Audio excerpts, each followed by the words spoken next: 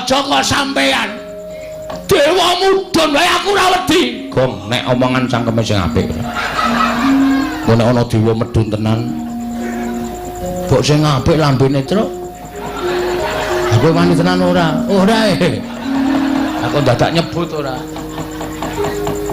Ya wis udu dewa. Lho. Omong kok mulak-malik. Yen pokoke masa memarang aku, tetep aku ora trima. Tan trimane Bagong sapa wae sing arep meparangi karepe bapak kena watari iso nglangkai kuandane gareng. Weh. Aku ngapa? Rasanane ora. Aku arep mati, Truk. Ora wong Bagong iki ngapusi kok ora. Langkano kuandane Bagong legane atiku.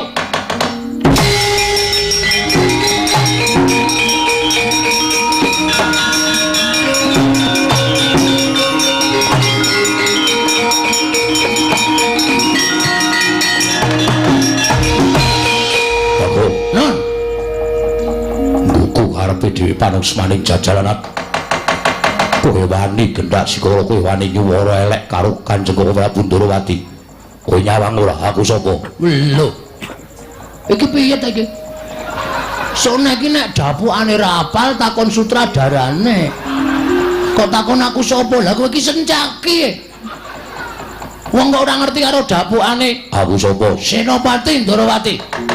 Sapa sing wani karo Prabu Ndorowati tandingis Setyaki. Yen ngono kowe wani karo Setyaki. Nun sewu nggih, Mas. Ratu Gustimu wis tak tantang apa meneh ming sak ngisore. Kowe iki Senopati, kowe iki sak ngisore ratu. Jelas wedi aku. Lho iki jelas wani aku ora ana wedine Bagonge ora ati karo sapa. Yen ngono wani karo Setyaki sing tak medeni apamu? Metu njaba. Piye? Metu njaba. Ayo. Gong tak tutuk sirahmu kowe. Iki peresmian masjid ora clemongan cangkeme. Aku kan metu njaba. Gelem ora gelem ya. Sasake apa kok. Terserah lah pokoke. Manut aku pokoke. Metu njaba metu apa? Ayo legandang dereng metu njaba tutut Raden Setyaki.